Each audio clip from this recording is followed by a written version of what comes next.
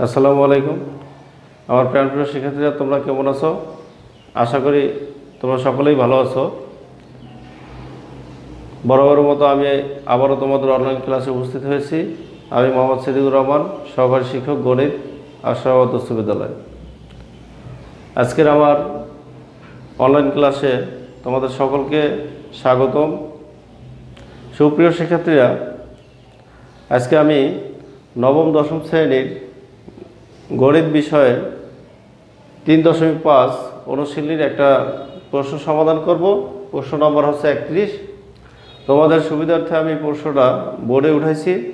তোমাদের বই লাগবে না, তোমরা খাতা কলম নিয়ে বসো এবং মনোযোগ দিয়ে ক্লাসটি সুন্দরভাবে করো। সুপ্রিয় শিক্ষার্থীরা, দেখো প্রশ্নটা কি আমি বলছি যে 5% হার মুনাফায় 8,000 টাকার 3 বছরের সরল মুনাফা ও চক্রবৃদ্ধি মুনাফার পার্থক্য নির্ণয় করো। এখানে খুব সহজ একটা প্রশ্ন। মুনাফার হার দেওয়া আছে। মুনাফার হার বলতে আমরা কি বুঝি? 100 টাকার 1 বছরের মুনাফা, 8,000 টাকার মানে আসল টাকা মূলধন, এবং সময় কয় বছর? 3 বছর। এটা আমাদের দেওয়া আছে। এখন আমরা সরল মুনাফা বের করব। তার আগে সূত্র দুইটা তোমাদের দেখাই। আমরা জানি সরল মুনাফা সমান, দেখো আমরা জানি সরল মুনাফা, তোমরা সকলে এটা জানো যে সরল মুনাফা কে আই দ্বারা প্রকাশ করা হয়। আই সমান PNR অথবা PRN।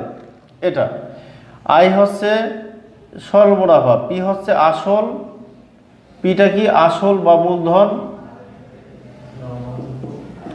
পিটা হচ্ছে আসল বা মূলধন, এনটা হচ্ছে সময়, আর হচ্ছে মুনাফার হার বা সুদ থাকলে সুদের কথা বললে সুদের হার। এ হলো পরিচয়। সরল মুনাফার সূত্র এটা তোমরা জানো, যে ক্লাস 8-এও ছিল, যে আমরা জানি সরল মুনাফা আই সমান PNR। তাই হচ্ছে সিম্পল ইন্টারেস্ট, পি হচ্ছে ক্যাপিটাল আমার মূলধন, এর হচ্ছে নাম্বার অফ টাইমস সময়, আর হচ্ছে মুনাফার হার, রেট অফ ইন্টারেস্ট মুনাফার হার। এরপর দেখো আমাদের আরেকটা লাগবে চক্রবৃদ্ধি মুনাফা। চক্রবৃদ্ধি মূলধন, চক্রবৃদ্ধি মূলধন বা চক্রবৃদ্ধি মূল সি, সি সমান P × 1 + R whole to the power n। এখানে দেখো কি জানতে হবে? চক্রবৃদ্ধি মূলধন হচ্ছে সি, বা এটাকে স্ববৃদ্ধি মূল্য বলা হয় চক্রবৃদ্ধি মুনাফার ক্ষেত্রে। আর পি হচ্ছে আমার আসল বা মূলধন, আর হচ্ছে মুনাফার হার, এর হচ্ছে সময়। আগের মতো সেম, শুধু সি ডিফারেন্স। আমার এই দুইটা সূত্র জানলে আমার অঙ্কটা হয়ে যাবে। এই দুইটা সূত্র ক্লাস 8-এ ছিল, আবার তোমরা স্মরণ করে নেবে। এবার আমরা সমাধানে যাচ্ছি। প্রিয় শিক্ষার্থীরা, অবশ্যই দুইটা সূত্র মুখস্থ রাখবা। সরল মুনাফা সমান আই সমান PNR এবং চক্রবৃদ্ধি মূলধন সমান সি সমান P × 1 + R whole to the power n। এবার আমি সূত্র মুছে দিচ্ছি।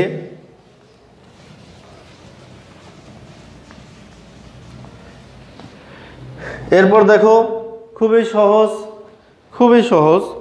দেখো কি আছে প্রশ্নটা দেখবা, যে 5% হার মুনাফায় মানে মুনাফার হার দেওয়া আছে এত টাকার, এটা কি আসল টাকা। এরপর দেওয়া আছে 3 বছর মানে সময়। তাহলে এখানে দেখো কি লিখবো? এখানে মূলধন বা আসল, তোমরা যেটা লেখো, মূলধন পি সমান কত আছে? 8,000 টাকা। এটা প্রশ্নতে দেওয়া আছে, এই যে টাকাটা 8,000 টাকা। আর দেওয়া আছে কি সময়, সময় এন সমান কত দেওয়া আছে? 3 বছর। ইম্পর্টেন্ট, এই প্রশ্নটা খুবই ইম্পর্টেন্ট। এবছর যারা এসএসসি পরীক্ষা দেবে খুবই ইম্পর্টেন্ট। এরপর দেখো মুনাফার হার,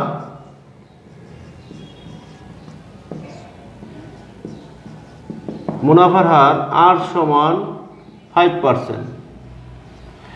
এখানে 5% শতকরা বার্ষিক মুনাফার হার। 100 টাকার 1 বছর মুনাফা হচ্ছে 5 টাকা। 5% মুনাফার হার বলতে বুঝি 100 টাকার 1 বছর মুনাফা 5 টাকা। তো এই পার্সেন্টটা আমরা উঠাই দিব, তাহলে কি হয় 5/100। যদি কাটাকাটি করো তাহলে হয় 1/20, 5 করে 100। তাহলে আমরা প্রথমে কি বলবো, সরল মুনাফা ও চক্রবৃদ্ধি মুনাফার পার্থক্য। তাহলে আমরা প্রথমে বের করবো কি সরল মুনাফা। তা আমরা জানি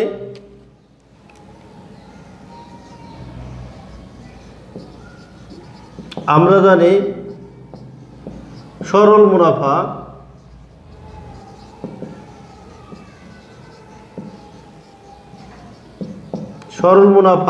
I সমান PNR। দেখো পির মান দেওয়া আছে কত, 8,000 টাকা।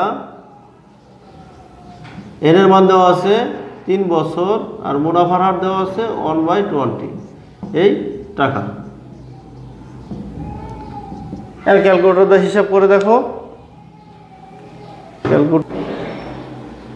এখন হিসাব করে দেখো যে কি দেওয়া আছে, যে মানগুলো দেওয়া আছে সূত্র আমরা বসে দিচ্ছি। এখন হিসাব করব যে 8,000 টাকা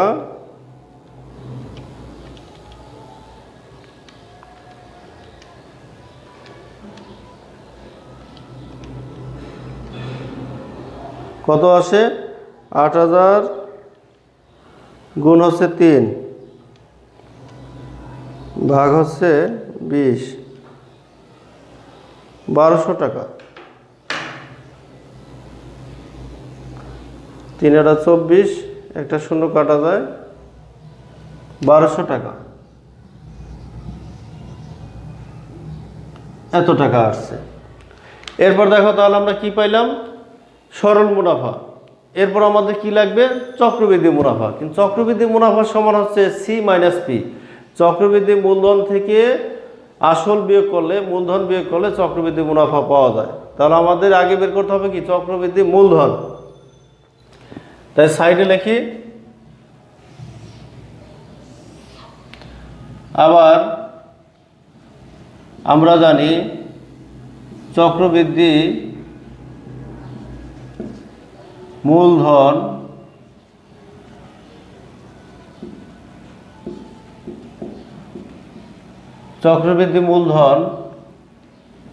C সমান P × 1 + R whole to the power n।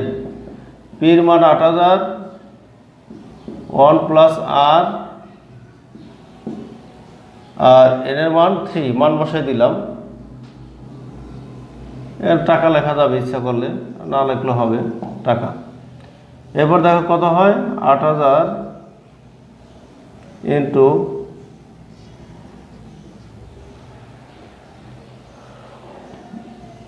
20 + 1 whole to the power 3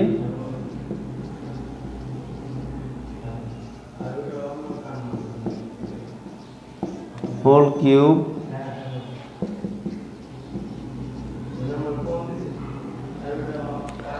এখন 21 হেড 3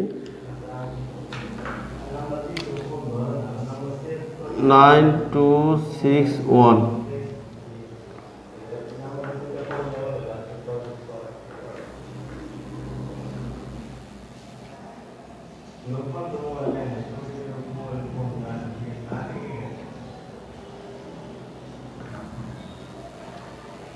দেখো কি আসে, এত টাকা।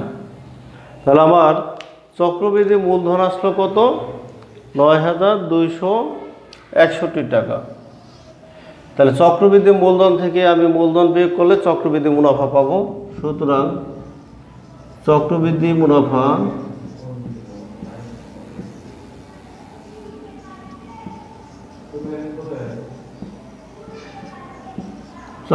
মুনাফা সমান হচ্ছে চক্রবৃদ্ধি মূলধন মাইনাস মূলধন। চক্রবৃদ্ধি মুনাফা থেকে, চক্রবৃদ্ধি মূলধন থেকে আমরা চক্রবৃদ্ধি মূলধন থেকে চক্রবৃদ্ধি মুনাফা বিয়োগ করব।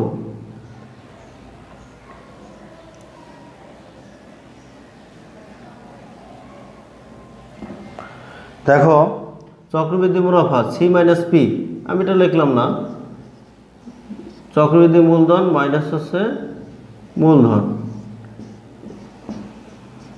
তাহলে আমরা পাবো চক্রবৃদ্ধি মুনাফা।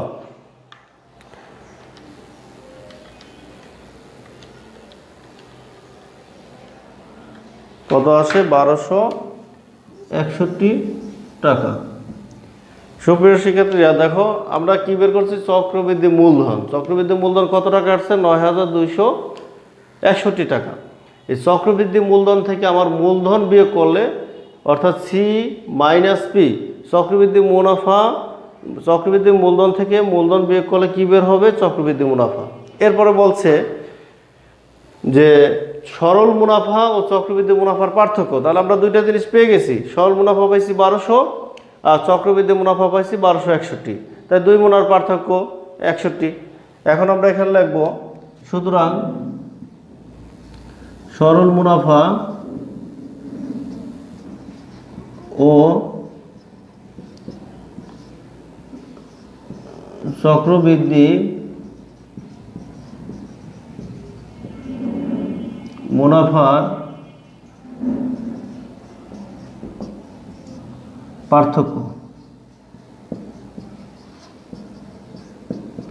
1261 থেকে 1200 বিয়োগ করো, আর চক্রবৃদ্ধি মুনাফাটা অলওয়েজ বড় হবে।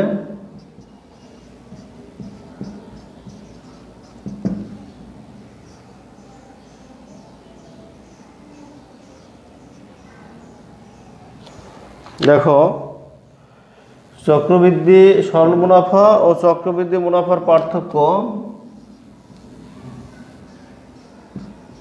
কিভাবে করতে হবে? দেখো সরল মুনাফা কত পাইছি? 1200, চক্রবৃদ্ধি মুনাফা কত পাইছি? 1261। তাহলে সরল মুনাফা ও চক্রবৃদ্ধি মুনাফার পার্থক্য নির্ণয় করতে বলছে, হবে চক্রবৃদ্ধি মুনাফা মাইনাস সরল মুনাফা। কত বের হয়েছে? 61। উত্তর হচ্ছে আমার 61, উত্তর 61 টাকা। দুবাই মুনাফার পার্থক্য 61। সুপ্রিয় শিক্ষার্থীরা এবার তোমাদেরকে আমি আরেকবার আবার বুঝাই দিচ্ছি। দেখো খুবই সহজ অঙ্ক, জাস্ট তোমাদের দুইটা সূত্র মনে রাখতে হবে। মুনাফার হার 5%, মূলধন 8000 টাকা, সময় 3 বছর। আমি এই কথাই লিখছি, মূলধন পি সমান 8000 টাকা, সময় এন সমান 3 বছর, মুনাফার হার 8 সমান 5%। পার্সেন্ট যদি উঠাই তাহলে 5/100, এটা আমি কাটাকাটি করছি, তাহলে 5 একে 5, 5 করে 100। এরপর দেখো আমরা জানি, তোমরা অবশ্যই জানো সরল মুনাফা আই সমান পি এন আর, মানগুলো বসে হিসাব করছে 1200 টাকা বের হয়েছে সরল মুনাফা। এরপর আমার দরকার চক্রবৃদ্ধি মুনাফা, কিন্তু চক্রবৃদ্ধি মুনাফা আমরা ডাইরেক্ট বের করবো না, চক্রবৃদ্ধি মূলধন আগে বের করবো। তা আমরা জানি চক্রবৃদ্ধি মূলধন সি সমান P into 1 + r whole to the power n। তো এখানে মান বসাই দিচ্ছি, পির মান 8000, 1 আর এর মান 1/20 আর এন এর মান 3 টাকা লেখা যায় বা শেষে লিখলে হয়। তা মান বসে ক্যালকুলেশন করার পর দেখা গেল আমার চক্রবৃদ্ধি মূলধন কত বের হয়েছে? 9261 টাকা। তো চক্রবৃদ্ধি মূলধন থেকে আমি মূলধন বিয়োগ করলে কী পাবো? চক্রবৃদ্ধি মুনাফা। চক্রবৃদ্ধি মুনাফা কত পাইছি? 1261। বলছে আমার সরল মুনাফা চক্রবৃদ্ধি মুনাফার পার্থক্য, তাহলে উভয় মুনাফা পেয়ে গেছি। তা উভয় মুনাফার পার্থক্য সমান হচ্ছে চক্রবৃদ্ধি মুনাফা মাইনাস সরল মুনাফা সমান হচ্ছে 61। তোমরা ইচ্ছা করলে কথা লেখা যায়, না লিখলে হবে। তাই সুপ্রিয় শিক্ষার্থীরা তোমরা অবশ্যই সুন্দর করে উঠাবা, বাসায় প্র্যাকটিস করবা। এরপর যদি সমস্যা হয় আমাকে বলবে, তাহলে আমি পরের ক্লাসে আবার ক্লাস নেব, সলভ ক্লাস নেব। সুপ্রিয় শিক্ষার্থীরা তোমরা নিয়মিত পড়াশোনা করবা, বাসায় থাকবা, ঘরের বাইরে যাবে না, ঘরে থাকবে, প্রয়োজন ছাড়া কখনোই বাইরে যাবে না। বাসার বাইরে যখন যাবে হ্যান্ড স্যানিটাইজার ইউজ করবে, মুখে মাস্ক পরবে, তোমার পরিবার নিয়ে বাইরে যাবে। আবার বাইরে থেকে যখন বাসায় আসবে, আসার প্রথমে হাত ভালোভাবে ওয়াশ করবে, মুখ ধোবে, পা ধোবে, হাত পা খুব সুন্দর করে ওয়াশ করবে, সাবান দিয়ে বা লিকুইড যেগুলো আছে সেগুলো দিয়ে হ্যান্ড ওয়াশ দিয়ে ভালোভাবে ফ্রেশ হবে। এরপর পরিবার সবার সাথে মিশবে। তা তুমি সুস্থ থাকবে, তোমার পরিবারকে সুস্থ রাখবে, সকলকে ভালো রাখবে। সুপ্রিয় শিক্ষার্থীরা আশা করি কথাগুলো বুঝতে পারছো, কারণ আমাদের বর্তমান যে করোনা মহামারী চলছে, প্রত্যেকটা মানুষের ভেতরে একটা আতঙ্ক কাজ করছে। তাই সকলে তুমি সুস্থ থাকবে, তোমার মা বাবা ভাই বোন পরিবারের সবাই সুস্থ থাকবে, তুমি ভালো থাকবে, সবাইকে ভালো রাখবে। তা আজকে এ পর্যন্ত, সবাই ভালো থাকো, সুস্থ থাকো, আগামীতে আবার দেখা হবে।